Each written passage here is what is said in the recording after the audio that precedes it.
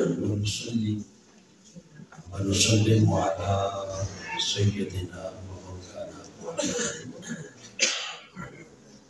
رسول النبي الأمين المكين الحنين الرؤوف الرحيم. أما بعد فأعوذ بالله من الشيطان الرجيم. بسم الله الرحمن الرحيم. قال الله تعالى في القرآن المجيد: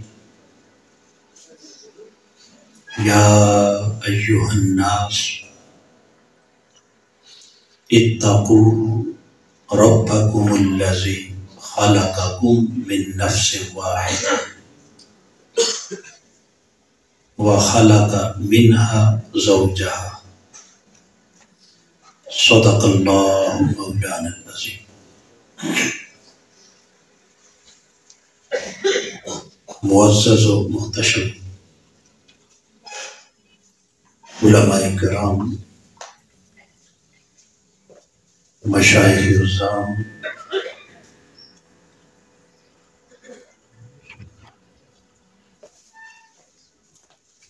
قائدین و کارکنان تحریک منہاج القرآن،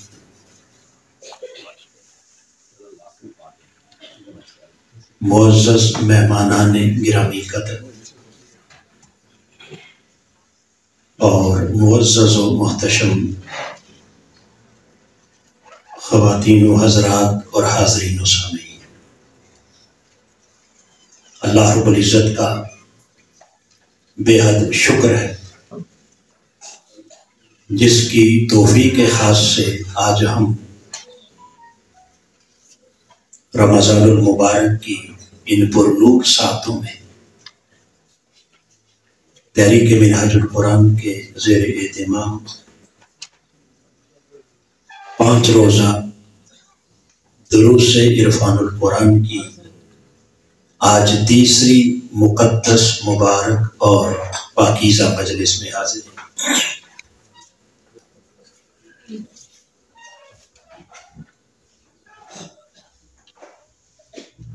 جیسا کہ آپ احباب جانتے ہیں کہ ہماری آج کی اس مبارک نشست کا موضوع ہے اسلام میں عورت کا مقام اور اس کا کردار۔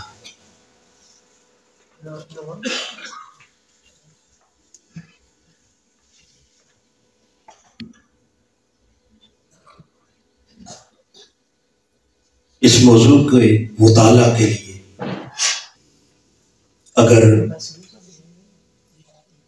انسانی تاریخ پر نگاہ ڈالیں، اس روئے زمین پر اسلام سے قبل اور تاجدار کائنات صلی اللہ تعالی علیہ وسلم کی بعثت مقدسہ سے پہلے جب تک انسانی ہدایت اور رہنمائی کے لیے خالق کائنات نے اپنا آخری انقلابی صحیفہ قرآن مجید کی شکل میں اس کائنات انسانی کو عطا نہ کیا تھا، اس دور کی تاریخ کو دیکھیں تو خدا جانے کتنے زمانوں تک عورت جسے رب کائنات نے صنف نازک بنا کے اس دنیا میں بھیجا، وہ زمانے کے اور معاشرے کے ظلم اور ستم کا شکار رہی۔ اگرچہ خالق کائنات نے عورت کو بھی مرد کی طرح ایک ذی روح اور ایک ذی شعور مخلوق بنایا،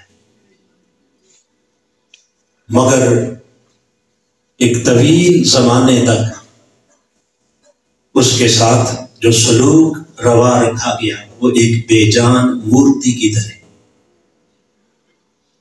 کبھی اسے دنیا میں آتے ہی اس معصوم جان کو زندہ زمین میں درگور کر دیا جائے،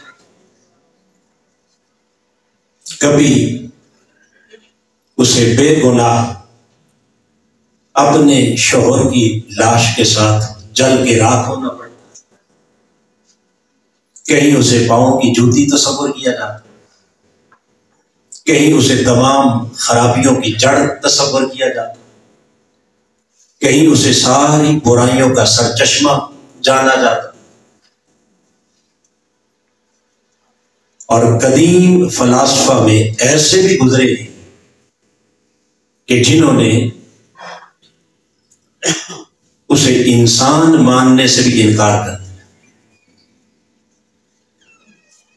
اور پھر اس صنف نازک کا اس حد تک استحصال ہوا کہ نہ اس کے پاس ملکیت کے حقوق، نہ اس کے پاس وراثت کے حقوق، نہ ہی اس کی رائے کی کوئی قانونی حیثیت، اور نہ ہی اس کی رائے اور اس کے احساسات و جذبات کی معاشرے میں کوئی قدردانی۔ ایک طرف جہاں اس صنف نازک کے ساتھ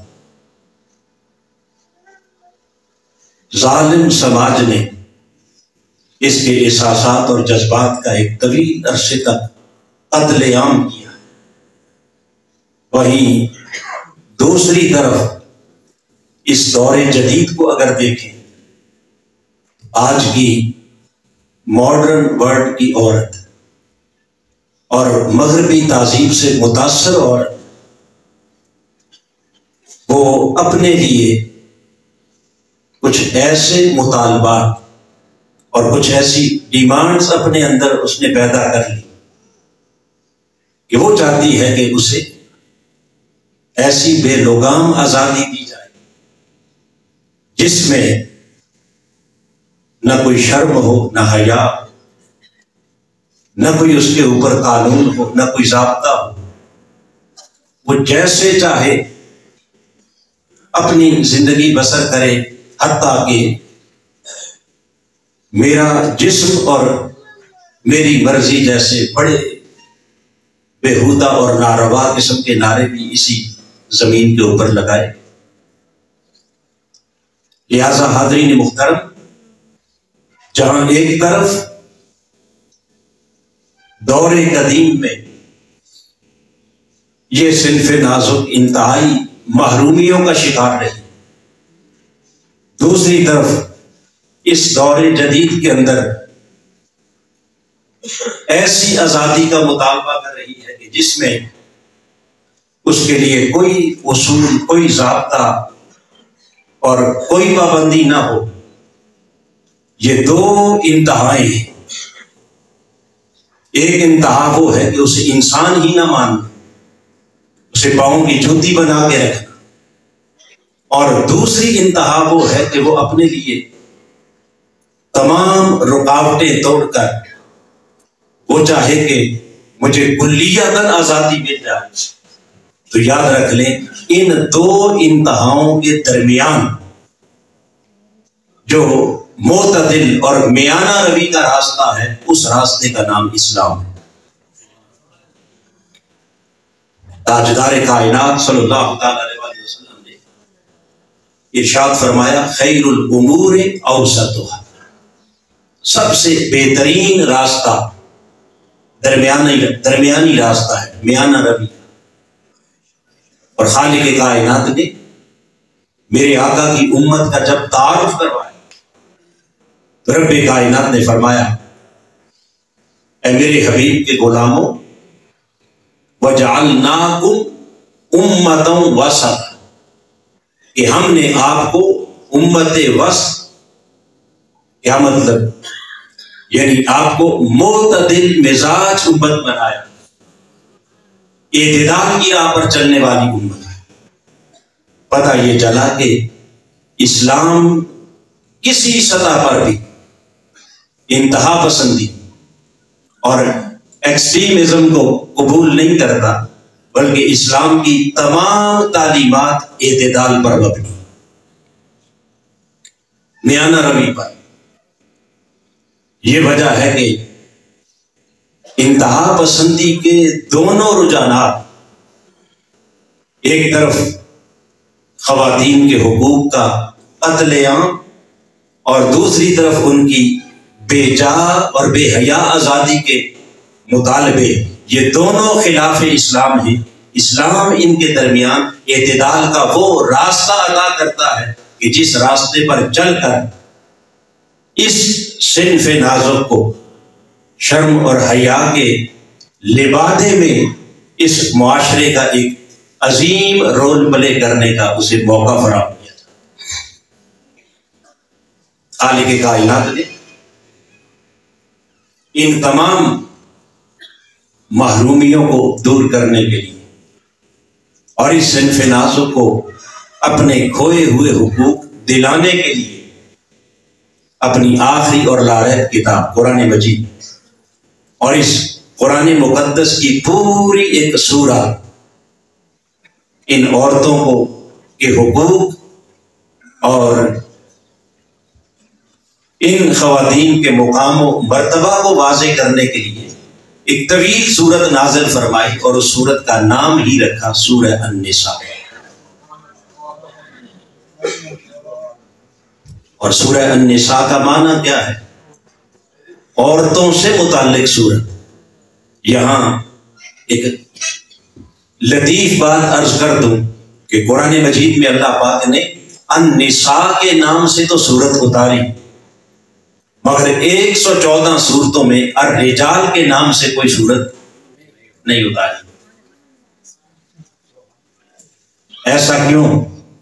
اس لیے کہ میں نے پہلے عرض کیا کہ جس معاشرے میں، جس ماحول میں، جس سوسائٹی میں قرآن اتر رہا تھا، چونکہ وہاں عورت کا استحصال ہو رہا تھا، سو خالق کائنات نے اس کی امپورٹنس کو، اس کی اہمیت کو واضح کرنے کے لیے پوری سورت کا نام النساء رکھ کر یہ بتا دیا کہ ہم نے اس قرآن مجید کے مختلف موضوعات میں سے پورا ایک چیپٹر صرف اس لیے مخصوص کر دیا کہ جس میں عورت کی بات کی. اور اس سورہ النساء کی پہلی آیت کریمہ جہاں سے اس کی ابتدا ہوتی ہے، جہاں سے اس کا آغاز ہوتا ہے، خالق کائنات نے انسانیت سے خطاب کیا اور ارشاد فرمایا یا ایھا الناس، اے لوگو، اتقوا ربکم، ڈرو اپنے اس رب سے. کون سا رب؟ الذی خلقکم من نفس واحدہ، اس رب سے ڈرو جس نے تمہیں ایک وجود سے پیدا کیا. آئیے اس آیت کریمہ کے پہلے لفظ پر ذرا غور کیجیے، ایھا الناس، اے لوگو. تو جب خالق کائنات نے ناس کہہ کر انسانیت سے خطاب کیا تو ذرا سوچ کے بتانا کہ انسانوں میں کیا صرف مرد ہیں یا عورتیں؟ بولیے، یہ خطاب صرف مردوں سے ہے یا عورتوں سے؟ تو جب دونوں سے خطاب ہے، اس کا مطلب یہ ہوا کہ رب کائنات نے اس آیت کریمہ کے پہلے لفظ ایھا الناس کے ذریعے یہ بتا دیا کہ میری نگاہ میں انسان ہونے میں مرد اور عورت دونوں میں کوئی فرق نہیں. انسانیت کے اعتبار سے دونوں کا سٹیٹس ایک ہے، انسان ہونے میں دونوں برابر ہیں. اللہ نے دونوں کے لیے کوئی الگ الگ الفاظ کا استعمال، مرد کو بھی انسان کہا، عورت کو بھی. بولیے.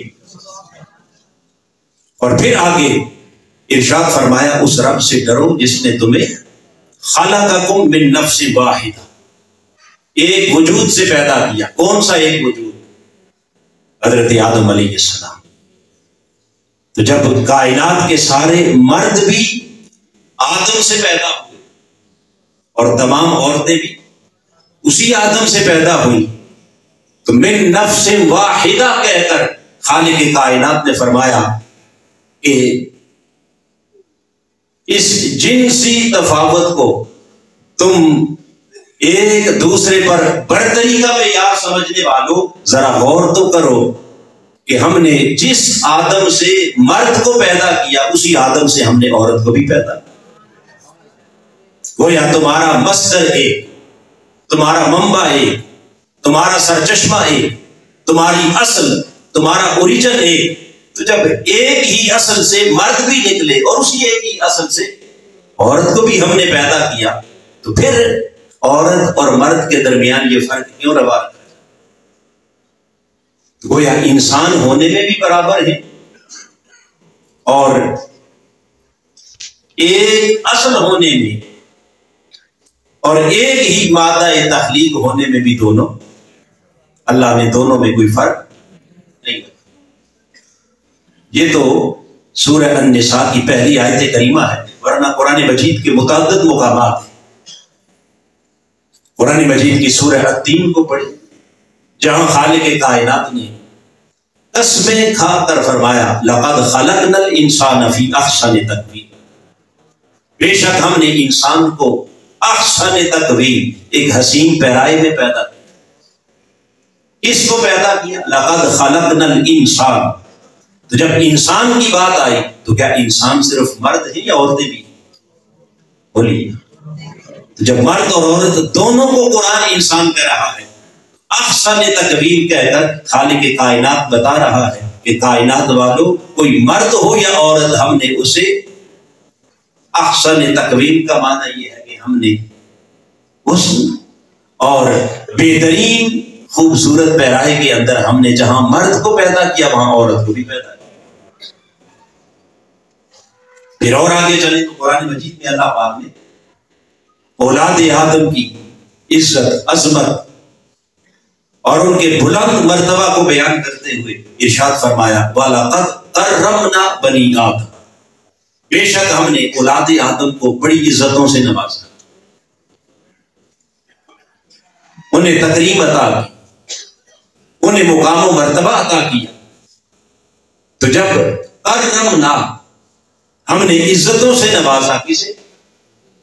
اولاد آدم کو. اولاد آدم میں جہاں مرد ہیں وہاں عورتیں بھی ہیں. گویا خالق کائنات نے یہ اعلان کر دیا کہ ہم نے عزت کا تاج صرف مرد کے سر پہ نہیں رکھا بلکہ یہ عزت کا سہرا ہم نے عورت کے سر پر کیا. جس طرح انسان ہونے کے ناطے مرد ایک باعزت مخلوق ہے، اسی طرح انسان ہونے کے ناطے عورت بھی کیا ہے؟ اللہ کی نگاہ میں باعزت مخلوق. اور پھر حاضرین محترم، میں نے عرض کیا کہ متعدد مقامات، مگر خالق کائنات نے قرآن مجید کی سورہ حجرات کو اٹھائی، وہاں جنسی تفاوت کو ختم کرتے، نسل، قوم اور قبیلے کے تمام امتیازات کو مٹاتے ہوئے رب کائنات نے فرمایا کوئی مرد ہو یا عورت، کسی کا تعلق کسی خاندان اور کسی قبیلے سے ہو، میری نگاہ میں اس کی کوئی اہمیت نہیں. اہمیت کس شے کی ہے؟ فرمایا ان اکرمکم عند اللہ اتقاکم، بس اللہ کی نگاہ میں سب سے معزز وہ ہے جو سب سے زیادہ تقوی والا. عزت کا معیار اللہ نے جنس کو قرار نہیں دیا، عزت کا معیار تقوی کو قرار دیا. لہذا تقوی میں اگر کوئی مرد آگے نکل جائے تو وہ معزز ہے، اور تقوی میں اگر کوئی عورت آگے نکل جائے تو وہ سب سے معزز ہے. حاضرین محترم، یہ قرآن مجید کے چند مقامات جو میں نے آپ کے سامنے رکھے صرف اس لیے تاکہ یہ اندازہ ہو سکے کہ خالق کائنات نے بطور جنس مرد اور عورت میں کوئی فرق، ان کی عزت میں، ان کی تکریم میں، ان کے انسان ہونے میں اور ان کے احسن تقویم ہونے میں اللہ نے کوئی فرق نہیں رکھا، انہیں برابر رکھا. اور پھر آگے نکلنے کا دونوں کے لیے یکساں موقع رکھا. ان اکرمکم، اے مرد تو بھی تقوی کے ذریعے عزت کا مقام پا سکتا ہے، اور اے عورت اگر تقوی کے لیے تو بھی کوشاں ہو جائے تو خالق کائنات عزت اور کرامت کا تاج تیرے سر کی بھی زینت بنانے کا. پھر حاضرین محترم، اسی آیت کریمہ سورہ النساء کی پہلی آیت کریمہ میں خالق کائنات نے جہاں خلقکم من نفس واحدہ کہا، اور اگلے اس کے الفاظ وَخَلَقَ مِنْهَا زَوْجَهَا، پھر اس نفس واحدہ سے اس کا جوڑا بنا۔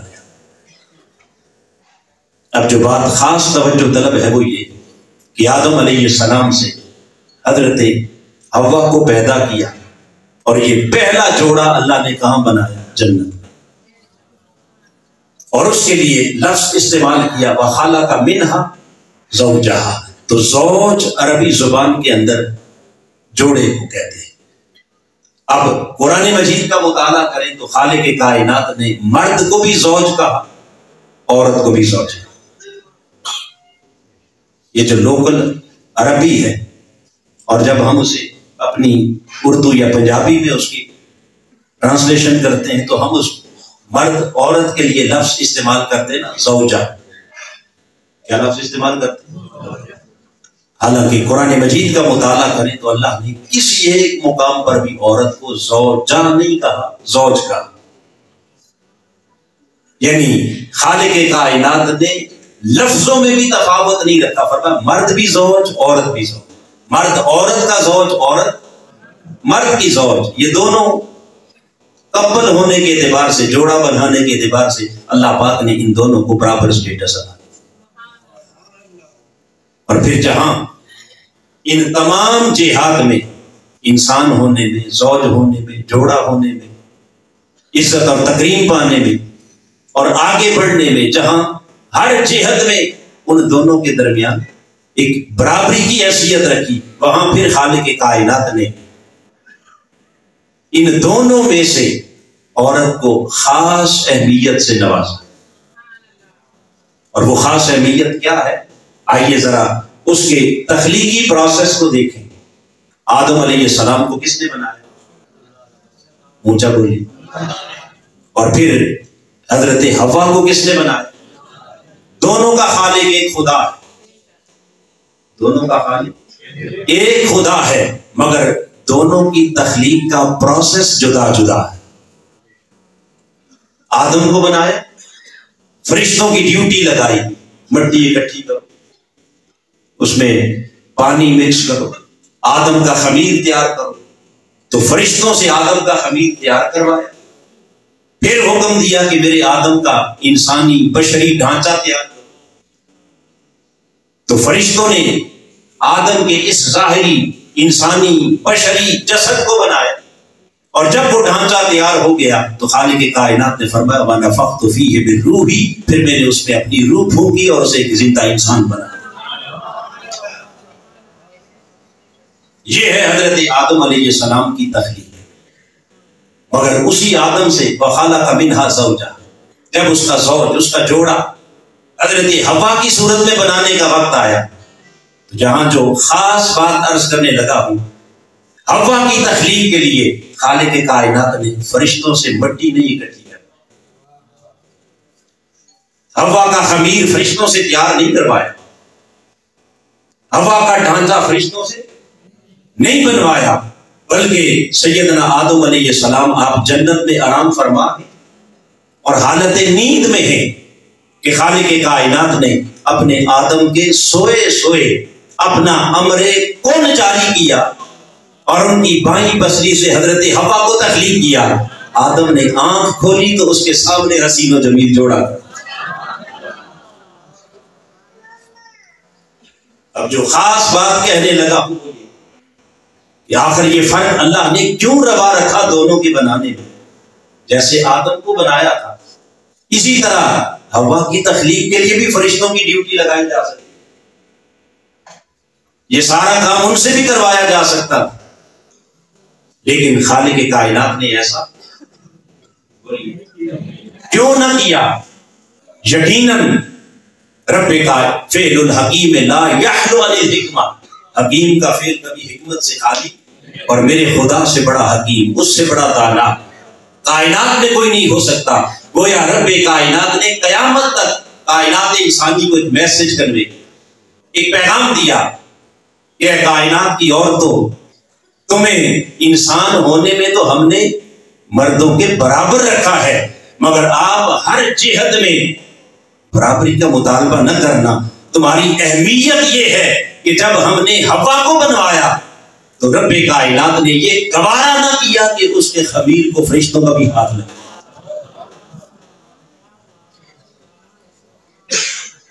ارے جس کے خمیر کو خدا نے فرشتوں کا ہاتھ لگنا بھی گوارا، جس کے وجود کو جب تشکیل دینا چاہا تو ملائکہ کے سامنے اس کے جسم کو بھی تیار نہیں کیا، ان کے ہاتھوں سے اس کے اعضاء نہیں بنوائے، بلکہ خالق کائنات نے آدم کی نیند کے دوران اپنا امر کن جاری کیا اور آدمی محترم حیا کے پردے میں ہوا کو تخلیق کر کے کھڑا کر اور بتا دیا کہ یہ صنف نازک خدا کی نگاہ میں اتنی اہم ہے کہ اس کے خمیر کو وہ فرشتوں کو بھی ہاتھ لگانے کی اجازت، اس کے وجود کو بنانے کے لیے اللہ نے فرشتوں کی نگاہوں کے سامنے یہ عمل مکمل نہیں کیا، بلکہ اپنے امر کون کے ذریعے حیا کے پردے میں جسے پیدا کر کے کھڑا کر دیا. بتا دیا کہ قیامت تک اے عورت انسان ہونے میں اور اپنے حقوق میں تو تو مرد کے برابر ہے، مگر تیری عزت، تیرا مقام، تیرا شرف، تیری فضیلت، تیرا مقام و مرتبہ وہ ایک مرد کی طرح زندگی بسر کرنے میں نہیں، تیری اصل آئیڈینٹی، تیری اصل شناخت، تیری اصل پہچان اور تیری عزت اور تیرا مقام و مرتبہ اس پردہ حیا کے اندر ہے، جس پردہ حیا میں ہم نے تجھے تخلیق فرمایا. لہذا اس پردے کو اپنی راہ کی رکاوٹ نہ سمجھنا، یہ تیرا اعزاز ہے. اس پردے کو اپنی ترقی کی راہ میں رکاوٹ، اس پردے کو اپنے پاؤں کی زنجیر نہ سمجھنا، یہ تیرا اعزاز ہے، یہ تیری انفرادیت ہے، یہ اصل تیرا مقام و مرتبہ ہے جو خالق کائنات نے روز اول سے کائنات کی پہلی خاتون حضرت حوا کو جنت میں عطا کیا اور بتا دیا کہ حوا کی بیٹی کے لیے قیامت تک سب سے اونچا اعزاز اور سب سے بلند مرتبہ یہ ہے کہ وہ اپنے آپ کو عام انسانوں کی طرح، عام لوگوں کی طرح نہیں، بلکہ کیا اس کے لیے الگ اللہ پاک نے پردے کا اہتمام. اور پھر اس کو چونکہ ہم عورت کہتے ہیں نا، تو عورت کا معنی ہی کیا ہے؟ چھپی ہوئی شے، پردہ. پتہ یہ چلا کہ یہ پردہ ہی چونکہ عورت کا اعزاز ہے، اور اگر یہ پردہ اٹھ جائے تو عورت وہ عورت کہلانے کی حقدار ہی نہیں رہتی، جس نے اپنا پردہ اتار کے پھینک دیا.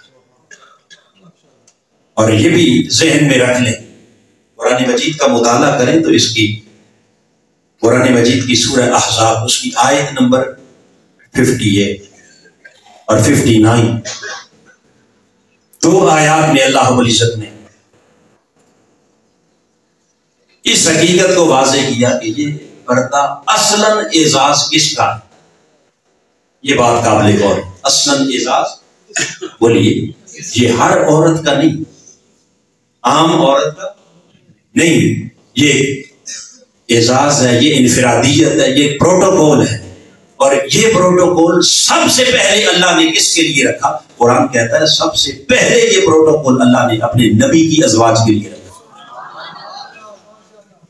خالق کائنات نے سورہ احزاب کی آیت نمبر 59 میں اپنے محبوب سے خطاب کیا اور ارشاد فرمایا، یا ایھا النبی، اے میرے پیارے محبوب، قل لازواجک، آپ اپنی ازواج مطہرات سے فرماتے، وبناتک، اور اپنی بیٹیوں سے، اپنی شہزادیوں سے فرماتے، ونساء المؤمنین، اور تیسرے درجے میں فرمایا عام مومن عورتوں سے بھی فرماتے. اس بات کا فرمان رب کائنات نے فرمایا، یدنین علیہن من جلابیبہن، اے پیارے حبیب اپنی ازواج سے، اپنی بنات سے اور مومن عورتوں سے فرما دیں کہ جب وہ اپنے گھروں سے نکلیں تو اپنے اوپر اس طرح پردہ اوڑھ کے نکلیں کہ جب گھر سے باہر قدم رکھیں تو ان کے اس لباس کو، ان کی وضاحت کو اور ان کے اس پروٹوکول کو دیکھ کر دنیا دار جان جائیں کہ یہ عام عورت نہیں، یہ خاص عورت. اب یہ خاص پروٹوکول اللہ نے اصلاً کن کے لیے رکھا؟ پہلا خطاب کن سے؟ کل ازواج، محبوب اپنی ازواج سے فرماتے ہیں کہ میں انہیں چونکہ عام عورتوں کی طرح نہیں دیکھنا چاہتا. یا نساء النبی لستن کاحد من النساء، اے میرے نبی کی بیویوں تم عام عورتوں جیسی نہیں. تو عام عورتوں سے انہیں جدا کرنے کے لیے سب سے پہلے یہ حکم کن کو دیا؟ پھر بولیے ازواج مصطفیٰ و بنات، محبوب اپنی بیٹیوں سے، اپنی شہزادیوں سے کہہ دو یہ میرے نبی کی بیٹیاں ہیں، یہ کوئی عام عورتیں، یہ ان کا پروٹوکول ہے، یہ ان کا اعزاز ہے. اصلاً تو اعزاز تھا نبی کی بیویوں کا، نبی کی بیٹیوں کا. اے مومن عورتوں اپنی قسمت پر رشک کرو، اپنے مقدر پر ناز کرو کہ خدا نے ان کے قدموں کی خیرات دے کر اس پروٹوکول میں تمہیں بھی ساتھ شامل وَنِسَاءِ الْمُؤْمِنِينَ. تیسرے درجے میں جا کر کہا مومن عورتوں سے بھی کہہ دو کہ پیارے جو ان کی غلامی میں آ جائیں گی یہ خیرات ہم انہیں بھی دے دیں تاکہ وہ بھی اس انداز سے نکلیں گے. زمانے والے دیکھ کر، ان کی چال ڈال دیکھ کر، ان کی وضع قطع دیکھ کر یہ پہچان جائیں. اور آگے پھر طویل مضمون ہے. خالق کائنات نے فرمایا یہ سارا پروٹوکول ہم نے بنایا اس لیے تاکہ معاشرے کے آوارہ لوگ انہیں عام عورت سمجھ کر انہیں اذیت نہ دیں، انہیں تکلیف نہ دیں، ان کے اوپر انگلی نہ اٹھائیں، ان کے اوپر نظر بازی نہ کریں، بلکہ انہیں خاص سمجھ کر ان کی عزت میں اپنا سر جھکا. تو حضرین محترم، یہ وہ طرز عمل ہے کہ جس کے ذریعے رب کائنات نے اس صنف نازک کو مرد سے بھی بڑھ کر عزت کا مقام عطا کیا، اور یہ اس کا خاص اعزاز رکھا. کتنے دکھ کی بات ہے کہ آج قرآن سے دوری کے باعث، آج اسلامی فکر سے شناسا نہ ہونے کی وجہ سے، اور آج اپنے دین سے دوری کے باعث ہماری آج کی بیٹی، وہ جو اللہ نے اس کے لیے اعزاز رکھا تھا، انفرادیت رکھی تھی، پروٹوکول رکھا تھا، وہ اسے اپنے راستے کی رکاوٹ سمجھنا چاہیے، وہ اس سے آزادی کی بات کرتی.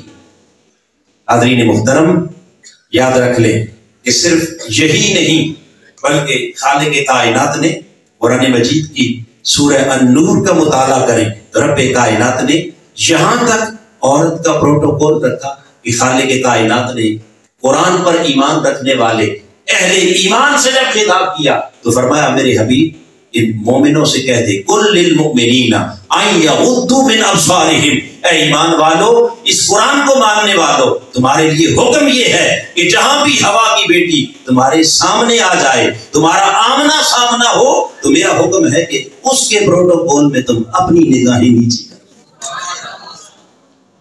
حیاءً ادباً اس کے سامنے اپنا سر، ان یغضوا من ابصارہم. یہ حکم پہلے مردوں کو دیا کہ تم ان کی خاطر اپنی نگاہ نیچی رکھنا. بتائیے یہ اعزاز ہے، یہ مقام ہے یا نہیں؟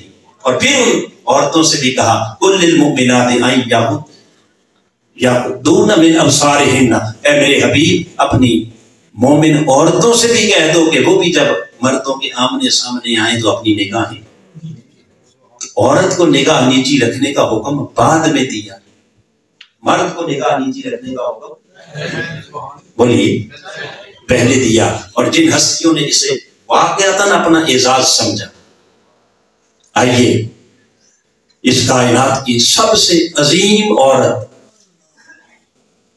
جو سیدہ نساء العالمین، کائنات کی سب عورتوں کی سردار، جنہیں میرے آقا نے فرمایا فاطمہ تو سیدہ نساء اہل الجنہ، جو سب جنتی عورتوں کی سردار، جو ملکہ فردوس بری، جو لخت جگر مصطفیٰ، جو رشک خواتین ہیں طیبہ طاہرہ، جنہیں بنا کر خدا نے بھیجا، سیدہ فاطمہ الزہرا سلام اللہ علیہا. آپ سے بڑھ کر تو کائنات میں کوئی عورت، ان سے اونچا مقام تو کسی خاتون کا نہیں ہو سکتا. آپ کی زندگی پر نگاہ ڈالیں تو آپ نے اپنے اس اعزاز کو، اس پروٹوکول کو اتنی اہمیت دی کہ زندگی بھر ان کے کسی بال پر نگاہ پڑنا تو دور کی بات ہے، وہ جب گھر سے نکلتی تو اپنے لباس پر لباس سر سے پاؤں تک اپنے اوپر ایسی چادر اوڑھ کے اور اس طرح سے ملبوس ہو کر نکلتی کہ آپ کے گھر کے عام روٹین کے لباس پر بھی کسی کی نگاہ نہ، اور یوں زندگی بسر کرنے والی سیدہ کائنات جب ان کے وصال کا وقت قریب آئے تو سیدنا صدیق اکبر رضی اللہ تعالیٰ عنہ کی زوجہ مطہرہ حضرت اسماء بنت امیس رضی اللہ تعالیٰ عنہ آپ کی خدمت میں حاضر ہوئی تو سیدہ کائنات نے کہا اسماء میری زندگی ایسے گزری ہے کہ میرے لباس پر بھی کسی کی نظر نہیں پڑی، میری موت کا وقت قریب ہے، میرا جنازہ اٹھے گا اور میں چاہتی ہوں کہ میرے جنازے پر بھی کسی کی نظر، کوئی ایسا اہتمام کر دو۔ حضرت اسماء بنت امیس نے کہا بی بی میں حبشہ میں گئی تھی اور وہاں کے لوگوں کا میں نے کلچر دیکھا کہ وہ اپنی چارپائی کے اوپر کھجور کی ٹہنیوں کا ایسے سرکل بنا کر جب اس کے اوپر چادر ڈالتے تھے تو چارپائی پر ایک خیمہ بن جاتا۔ اگر آپ اجازت دیں تو ہم آپ کی چارپائی پر اسی طرح خیمہ نہ بنا، وہ سرکل بنا کر، تاکہ آپ کے جنازے پر بھی کسی کی نگاہ۔ سیدہ کائنات مسکرا کے کہنے لگی خدا تیرا بھلا کرے، جب میرا جنازہ اٹھے تو میری چارپائی پر بھی اسی طرح کا سرکل بنا کے خیمہ بنا دینا۔ ایک طرف یہ اہتمام کہ آپ کے جنازے پر پڑی ہوئی چادر پر بھی کسی کی نگاہ، اور دوسری طرف آپ نے حکم دیا کہ جب جنازہ اٹھے تو دن کے اجالے میں نہیں، رات کی تاریکی میں، رات کے اندھیرے میں اٹھانا تاکہ کسی غیر کی نگاہ سیدہ کی چارپائی پر بھی نہ پڑے۔ ارے جس نے اپنے لیے اس کو اعزاز سمجھا، جس نے اس کا اتنا اہتمام زندگی میں کیا، میرے آقا نے فرمایا لوگو تم کیا جانو میری وہ فاطمہ جب کل قیامت کے دن میدان حشر میں آئے گی، سورج سوا نیزے پہ ہوگا، نفسا نفسی کا عالم ہوگا، ہر کوئی خدا کے دربار میں کھڑا ہوگا، اس وقت خالق کائنات خود اپنے عرش سے آواز دے گا نکسوا رؤوسکم وغضوا ابصارکم حتی تمرت فاطمہ بنت محمد، اہل محشر میرے مصطفیٰ کی شہزادی آ رہی ہے، نکسوا رؤوسکم، میں حکم دے رہا ہوں کہ آپ تمام اہل محشر اپنے سروں کو جھکا، وغضوا ابصارکم، اپنی نگاہیں نیچی کر لو، جب تک میری فاطمہ حشر کے میدان سے گزر کر جنت میں نہیں چلی جاتی کسی کو سر اٹھانے کی اجازت نہیں۔ تو جب اس رب کے نظام کے سامنے کوئی سر نگوں ہو جائے تو پھر خدا اس اعزاز کو صرف دنیا میں نہیں رکھتا بلکہ وہ اعزاز قیامت کے دن بھی اس آسمان کی بلندی پر چلا جاتا ہے کہ پھر حشر کے میدان میں بھی سیدہ کی آمد پر کسی کو سر اٹھانے کی اجازت نہیں۔ یہ پروٹوکول کون دے رہا ہے؟ بولیے۔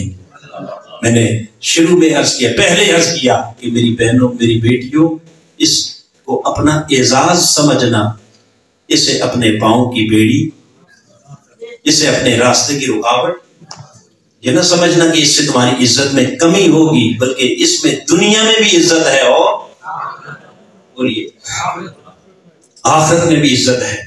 اور پھر حاضرین محترم، یہ تو سیدہ کائنات ہے، ایک عام عورت کی بھی اگر بات کریں تو خالق کائنات نے اس کا یہ اعزاز، یہ پروٹوکول اس انداز میں رکھا کہ دنیا میں آئی تو اسے حیا کے پردے میں پیدا کیا، اور جب دنیا سے جانے کا وقت آیا تو خالق کائنات نے حکم دیا کہ مرد کو 3 کپڑوں میں کفن پہنا کے بھیجا جائے، اور جب عورت کو دنیا سے رخصت کیا جائے تو 3 نہیں بلکہ 5 کپڑوں میں کفن پہنا جائے۔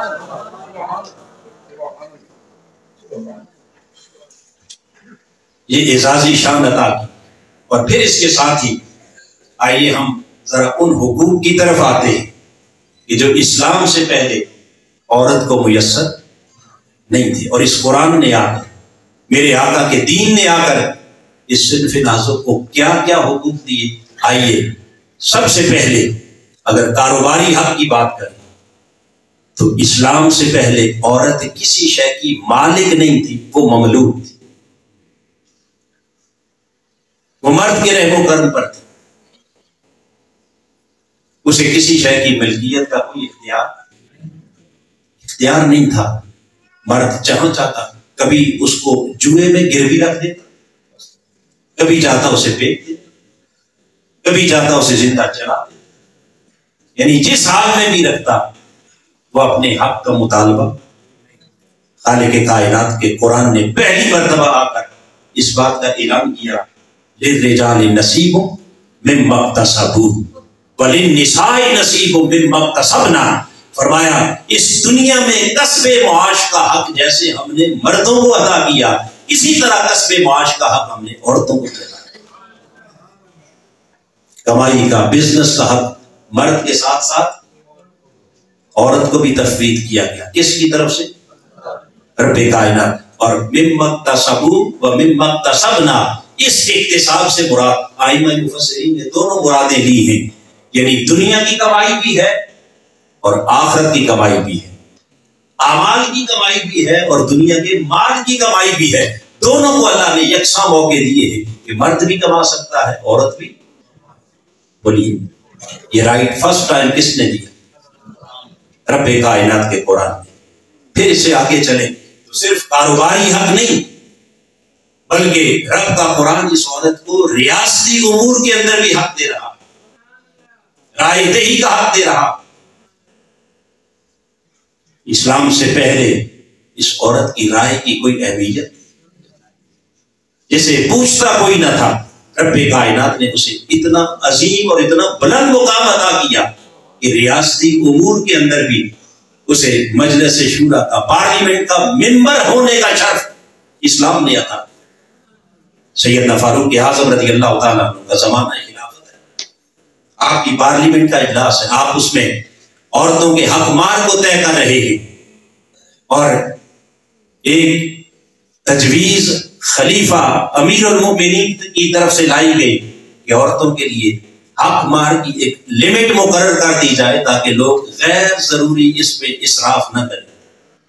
جب یہ بات سامنے آئی تو اسی مجلس شورا میں ایک خاتون، ایک عورت بول پڑی، کہنے لگی امیر المؤمنین آپ وہ لمٹ کیسے قائم کر سکتے ہیں جو لمٹ اللہ اور اس کے رسول نے نہیں لگائی، جو حد اللہ رسول نے مقرر نہیں کی۔ آپ نے فرمایا بی بی کیا تم اپنی بات طرف سے بات کر رہی ہو یا اس پر تمہارے پاس کوئی دلیل بھی ہے؟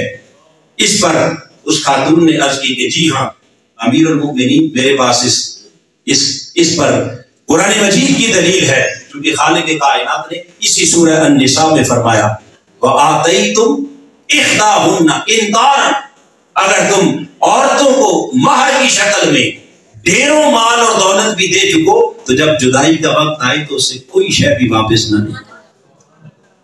یہ حسن سلوک اللہ نے سکھایا، مگر جہاں سے اس عورت نے اس مسئلہ کو اخذ کیا، اس نے کہا کہ رب نے عورت کے حق مہر کے لیے لفظ استعمال کیا قنطار، جس کا معنی ہے ڈھیروں مال، لاکھوں کی دولت، کروڑوں کی دولت بھی اگر دے چکو تو جب خدا ڈھیروں مال کہہ رہا ہے، وہ لمٹ نہیں لگا رہا، تم کون ہوتے ہو کہ عورت کے حق مہر کو مقرر کرو اور کہو کہ اس سے زیادہ نہیں کیا جا سکتا؟ یہ بات سیدنا فاروق اعظم نے سنی اور سن کر آپ فرمانے لگے امرأۃ اصابت ورجل اخطا، آپ نے فرمایا کہ اس مسئلے میں عورت صحیح نتیجے پر پہنچی، مرد خطا تھا۔ آپ نے ایک عورت کی رائے پر اپنا قانون بدل دیا۔ یہ رائٹ اسلام کائنات میں اس عورت کو سب سے پہلے کس نے دیا؟ بولیے اسلام نے دیا۔ حاضرین محترم، یہ تو ایک عمومی نقشہ تھا عورت کے مقام کا جو میں نے بڑے اختصار کے ساتھ آپ کے سامنے رکھا۔ اب آئیے تھوڑا سا آگے چلیں تو عورت کو اللہ پاک نے 4 روپ عطا کیے۔ کتنے؟ معاشرے میں اس کی 4 حیثیتیں رکھی، اور جہاں 4 حیثیتیں ہیں وہاں معاشرے میں اس کے 4 کردار ہیں۔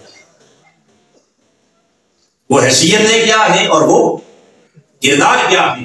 آئیے اگر غور کریں تو عورت کے 4 روپ، 4 حیثیتیں، یا وہ بیٹی ہے، یا وہ بہن ہے، یا وہ بیوی ہے، یا وہ ماں ہے۔ کتنے؟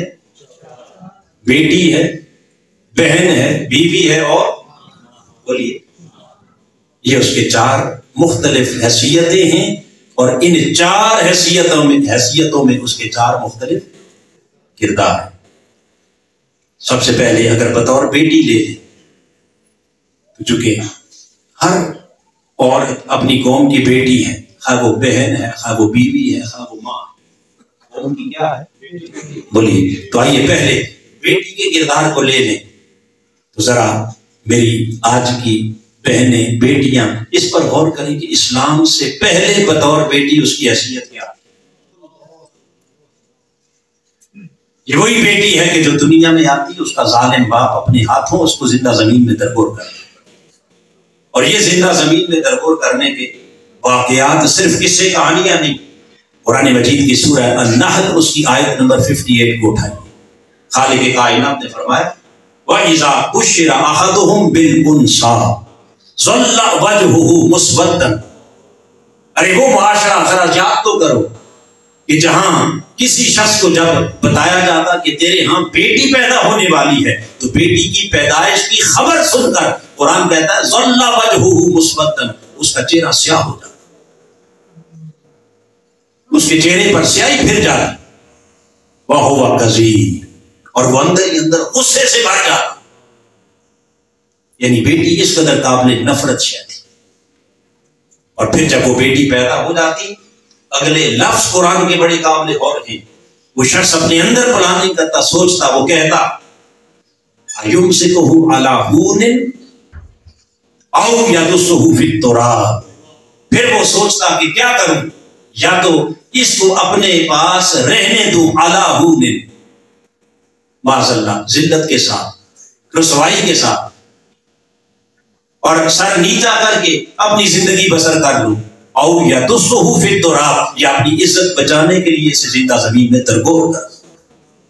وہ معاشرے سے منہ چھپاتا پھر، گویا بیٹی کو اپنے لیے باعث ذلت سمجھتا، باعث ننگ سمجھتا، باعث عار سمجھتا، کہاں اسے زندہ زمین میں درگور کرنے کی پلاننگ کرتا۔ اس بے ضمیر معاشرے کے شعور پر سب سے پہلے دستک کس نے، اس ظالم سماج کو سب سے پہلے اس کے ضمیر کو کس نے جھنجھوڑا؟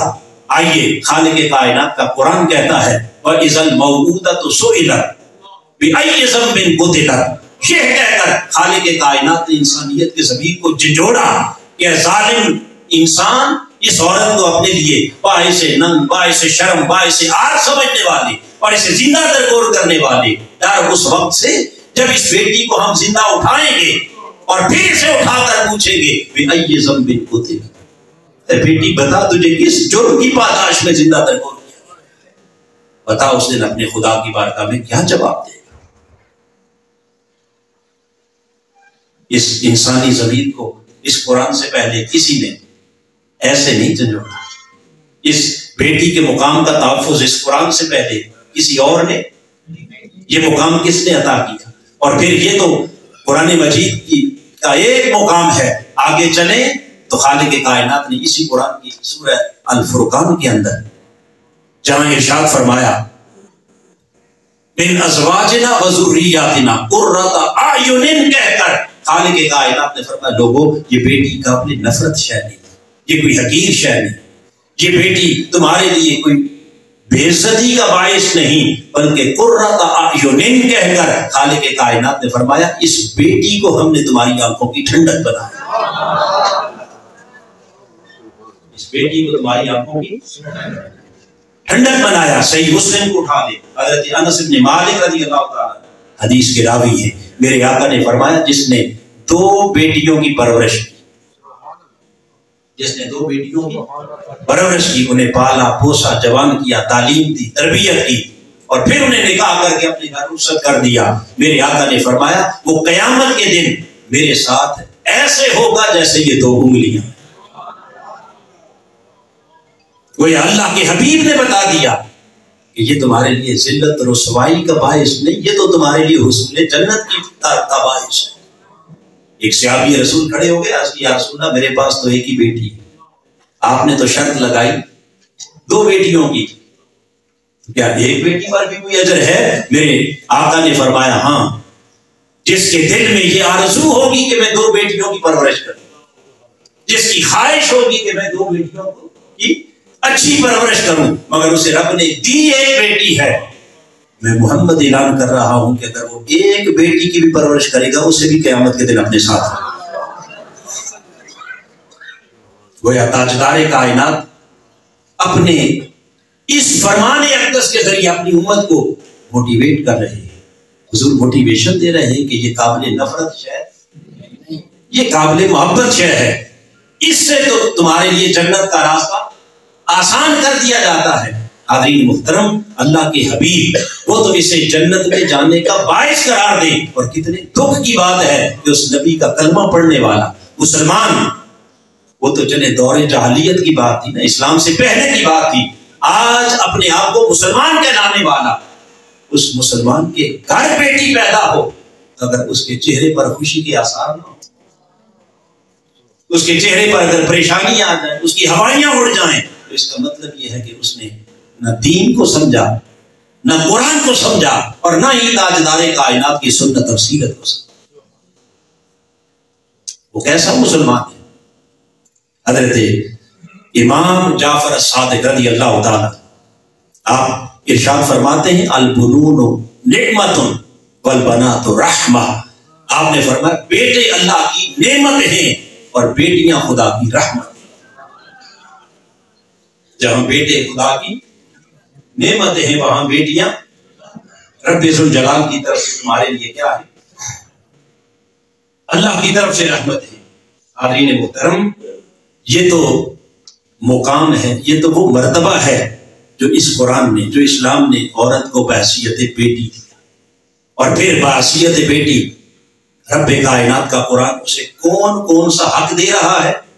آئیے سب سے پہلے اسلام نے آ کر اس بیٹی کو وراثت کا حق دیا۔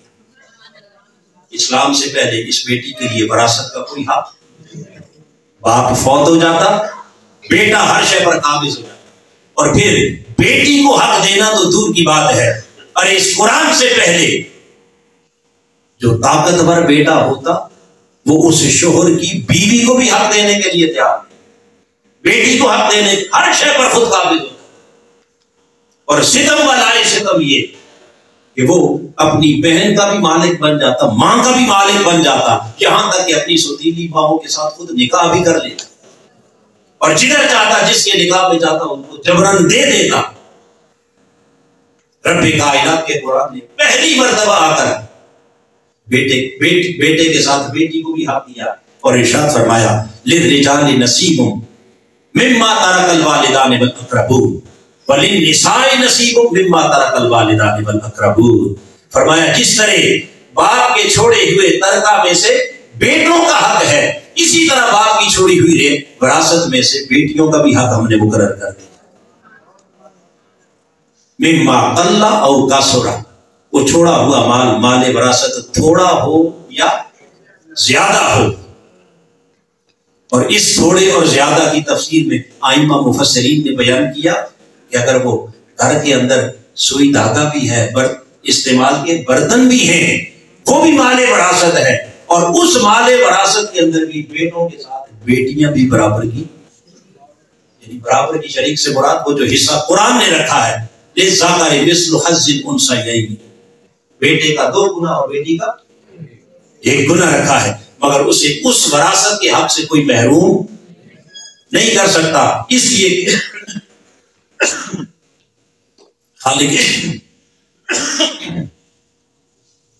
خالق کائنات نے ارشاد فرمایا نصیبا مفروضا، یہ اللہ کی طرف سے مقرر کردہ حصہ ہے، اللہ کی طرف سے کیا ہے؟ مقرر کردہ حصہ ہے۔ حاضرین محترم، یہاں جو خاص بات عرض کرنے لگا، ہم مسلمان اور خاص طور پر یہ جو بڑے صغیر پاک و ہند کا خطہ ہے، چونکہ ایک طویل عرصے تک ہم انگریز سامراج کی غلامی میں رہے، 2 صدیاں انگریز نے اس خطے کے اوپر رول کیا، اور یہاں پھر مختلف قومیں تھیں، سکھ بھی تھے، ہندو بھی تھے، عیسائی بھی تھے، اور مختلف تہذیبیں تھیں، ان کے ساتھ مل کر 2 صدیوں تک غلامی کی زندگی بسر کرنے والے اگرچہ کہلانے کو مسلمان ہیں مگر دیگر تہذیبوں کے بہت سے اثرات بطور مسلمان ہو کر بھی کیا ہماری اس قوم نے قبول نہیں؟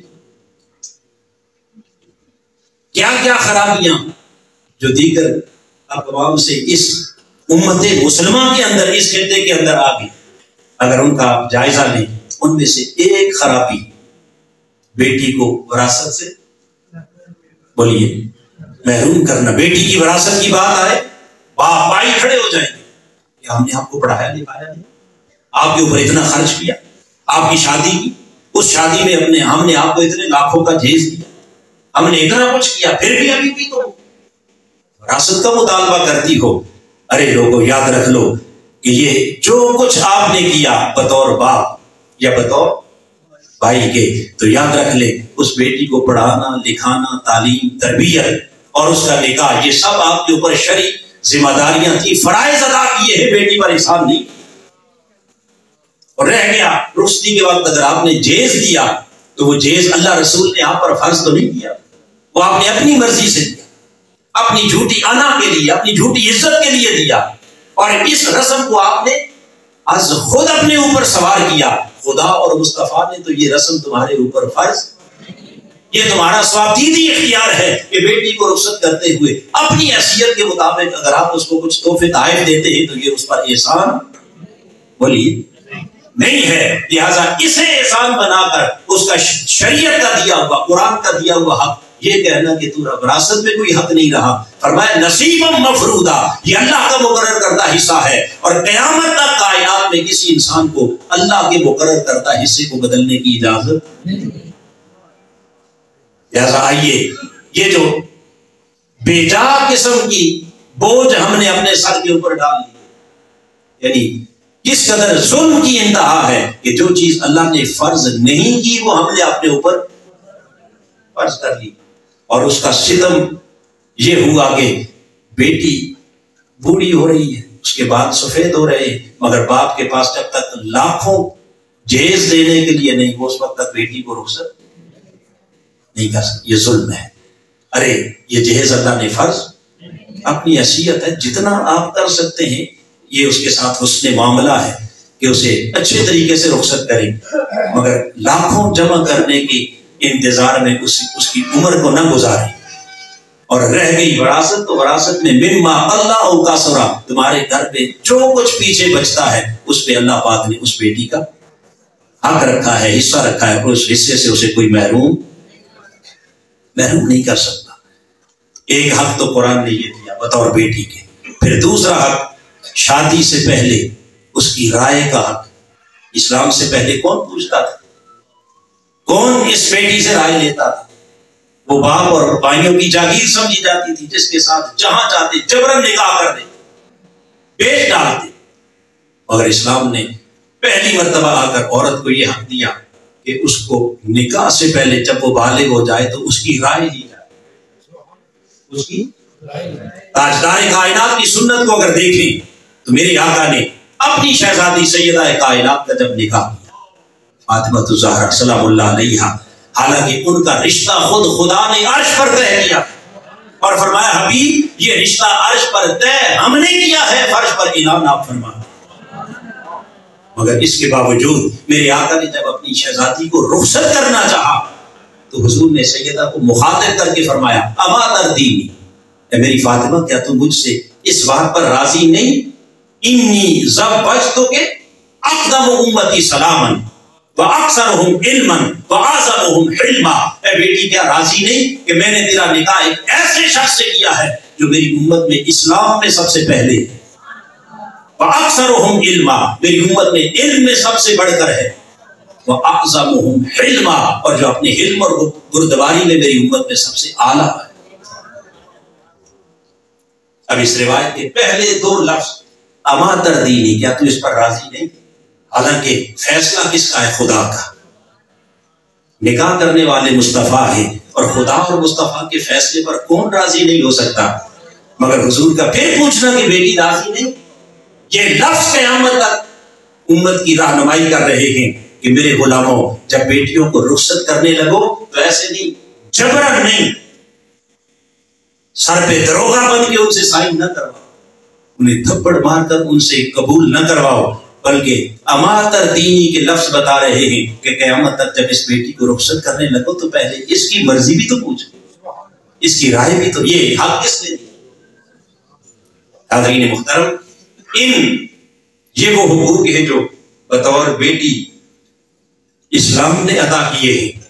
آئیے آج کی ہماری بہن، ہماری بیٹی جو اس وقت اپنے حقوق کا محافظ تہذیب مغرب کو سمجھتی ہے، کبھی آپ نے غور کیا میری بہنوں، میری بیٹیوں، میں آپ سے مخاطب ہوں، کبھی آپ نے سوچا کہ مغرب نے عورت کو یہ حق کب دیا، کس دور میں دیا، کس صدی میں دیا؟ یہ 8 مارچ ابھی پیچھے انٹرنیشنل ویمن ڈے گزرا ہے، خواتین کا دن۔ اس کی حقیقت کیا ہے؟ یہ کہاں سے شروع ہوا؟ آئیے تھوڑا سا میں اس کی طرف بھی اشارہ کر دوں۔ یاد رکھ لیں کہ یہ پہلی مرتبہ 1908 میں، 8 مارچ 1908، 19ویں 20ویں صدی میں فرسٹ ٹائم امریکہ میں عورتیں اپنے حقوق کا مطالبہ لے کر نیو یارک کے اندر 15,000 عورت سڑک پہ آئی اور انہوں نے آ کر مارچ کیا اور انہوں نے اپنے حقوق مانگے۔ اور یہ بھی بتا دوں کہ حقوق مانگے کیا، یہ 3 مطالبات تھے ان کے۔ اور یہ بات کب کی ہے؟ 1900 بولیے۔ اور فرسٹ ٹائم یہ نیو یارک میں اس حقوق کی خاطر 15,000 عورتوں کو سڑک پہ آنا پڑا۔ حقوق کیا مانگے؟ نمبر 1 انہوں نے کہا کہ ہمیں مردوں کے برابر ورکنگ آورز دیے جائیں۔ نمبر 2 ہمارا پے اسکیل مردوں کے برابر رکھا جائے۔ اور نمبر 3 انہوں نے کہا کہ ہمیں ووٹنگ کا حق دیا جائے کہ ہم ووٹ کاسٹ کر سکیں۔ اب یہ 3 حقوق، اس کے لیے 15,000 عورت سڑک پہ آئی اور کئی سالوں تک یہ تحریک چلتی رہی، 1908 سے لے کر 1930-32 تک۔ اور یہ امریکہ سے اٹھنے والی تحریک پوری دنیا کے اندر جب یہ تحریک چھانے لگی تو پھر 1930-32 میں جا کر پہلی مرتبہ یورپ نے، امریکہ نے، UK نے عورت کا یہ حق تسلیم کیا۔ اس کا مطلب یہ ہے کہ 1908 سے پہلے مغرب کی عورت کو ووٹ ڈالنے کا حق بھی، مردوں کے ساتھ جاب کرنے کا حق بھی، ان کا پے اسکیل بھی جنس کے اعتبار سے کام دیا جاتا مگر مرد کے برابر انہیں اجرت۔ بولیے یہ کب کی بات ہے؟ 1908۔ اب جو بات کہنے لگا ہوں بڑی خاص، کہ جس معاشرے نے 19ویں 20ویں صدی تک عورت کو حق نہیں دیا، اور جس معاشرے میں عورت کو اپنا یہ چھوٹا سا حق لینے کے لیے 15,000 عورتوں کو سڑکوں پر نکلنا پڑا اور سالوں تک تحریک چلانی پڑی، کیا وہ معاشرہ عورت کی عزت کا محافظ ہے؟ بولیے ایک طرف 20ویں صدی تک ووٹ کا حق نہیں، اور ایک طرف 14 صدیاں پہلے اسلام خالی ووٹ کا نہیں، عورت کو ممبر پارلیمنٹ بننے کا حق دے۔ اس عورت کے حقوق کا محافظ کون ہے؟ اسلام اور قرآن سے بڑھ کر کون ہو سکتا ہے؟ ارے میری بہنوں، میری بیٹیوں، آؤ اس دین کی طرف لوٹ آؤ۔ اب کردار کی اگر بات کریں تو بطور بیٹی تمہارا پہلا کردار وہ کیا ہے؟ آؤ اس قرآن کی وفادار بن جاؤ، اس دین مصطفیٰ کی، اس شریعت رسول کی وفادار، اس اسلام کو اپنے لیے قابل نفرت نہ سمجھو۔ یہ تمہارے راہ میں رکاوٹ نہیں، اس میں تمہاری دنیا کی ترقی کا راز بھی اسی میں ہے، اور تمہاری اخروی نجات کا راز بھی اسی میں ہے، جس نے تمہیں ممبر پارلیمنٹ بننے کا حق دیا، جس نے تمہیں حق وراثت دیا، جس نے تمہیں حق راہ دہی دیا، ارے جس نے تمہیں پاؤں کی جوتی سے اٹھا کر معاشرے کی آنکھوں کی ٹھنڈک بنایا ہے، ارے جس نے تمہیں یہ مقام و مرتبہ دیا، کیا وہ اسلام تمہارے حقوق کا محافظ ہے یا وہ مغربی معاشرہ جو اپنے مفادات کی خاطر، اپنے بزنس، اپنے کاروبار کی خاطر، جس نے تمہیں ننگا کر کے چوکوں اور چوراہوں میں لٹکا دیا اور تمہیں بازار کا اشتہار بنا دیا، اس معاشرے کو اپنے حقوق کا محافظ سمجھتی؟ اصل عورت کے حقوق کا محافظ قرآن ہے، اصل عورت کے حقوق کا محافظ میرا مصطفیٰ ہے اور میرے مصطفیٰ کی شریعت ہے۔ ضرورت اس امر کی ہے کہ آج ہم اس قرآن کی طرف متوجہ ہو جائیں۔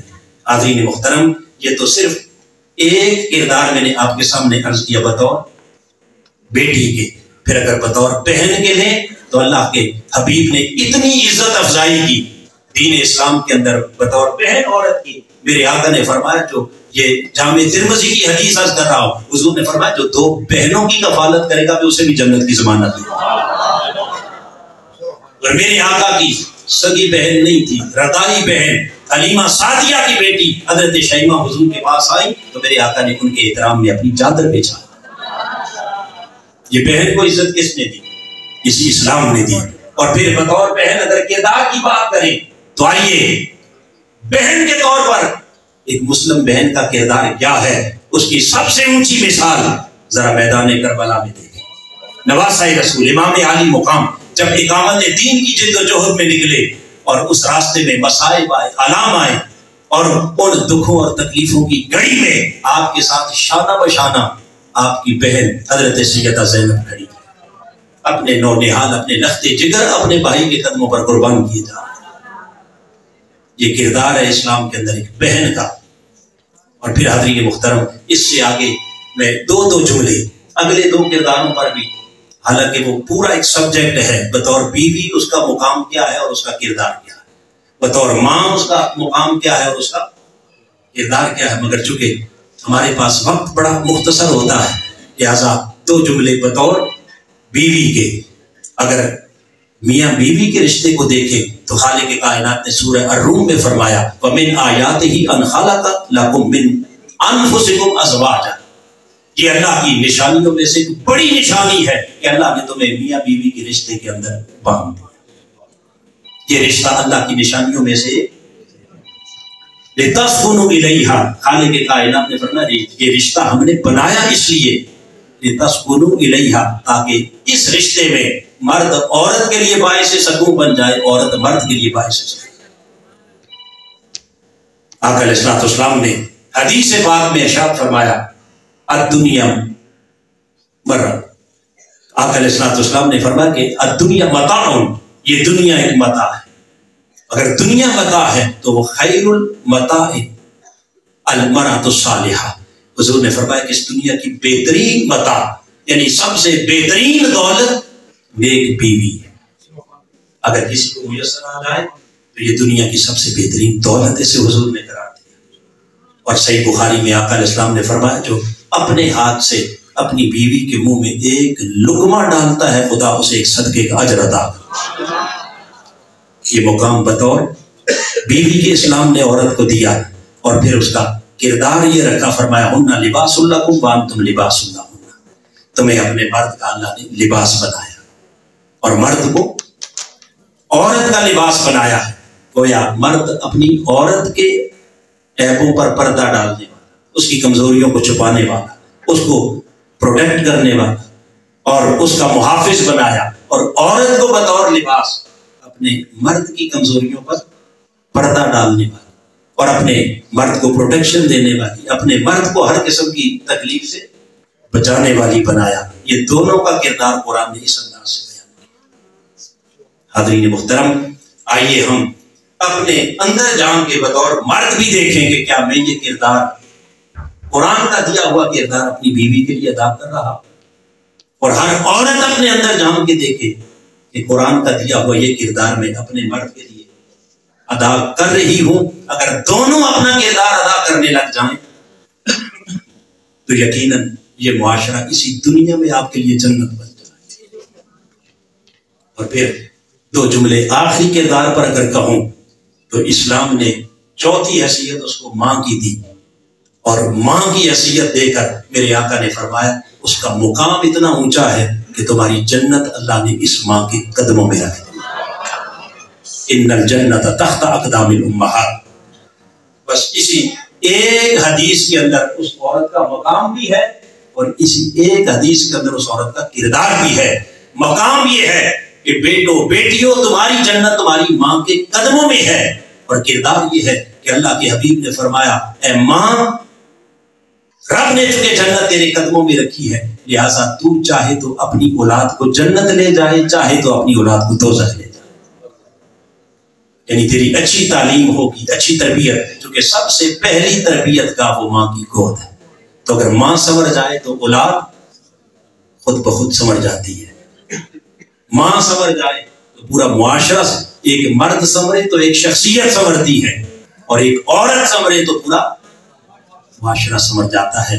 لہذا ضرورت اس امر کی ہے کہ آئیے، جہاں مردوں کی تعلیم اور تربیت ضروری ہے، وہاں اس کے ساتھ میں تحریک منہاج القرآن جہلم کو مبارکباد پیش کرتا ہوں کہ جنہوں نے ان 5 روزہ دروس عرفان القرآن میں مردوں کے ساتھ اپنی خواتین کا، بہنوں کا، بیٹیوں کا، ان کی تعلیم اور تربیت کا اہتمام کیا، تاکہ وہ قرآن مجید کی ان نشستوں میں آئیں اور اس قرآنی فکر کو لیں، اس قرآنی پیغام کو لیں، اور ان قرآنی تعلیمات کو اپنی زندگی کا اوڑھنا بچھونا بنا سکیں۔ حاضرین محترم، میں تحریک منہاج القرآن کے جملہ فورمز کے ساتھ خاص طور پر منہاج القرآن ویمن لیگ کی اپنی بہنوں کو، اپنی بیٹیوں کو مبارکباد پیش کرتا ہوں، جو صبح سویرے بہت سارے ماہ رمضان کے اندر جہاں گھر کی مصروفیات ہوتی ہیں، اس کے باوجود وہ جوک در جوک ان دروس کے اندر آج تیسرے دن سے آ رہی ہیں اور اپنی تعلیم و تربیت کا اہتمام کر رہی ہیں۔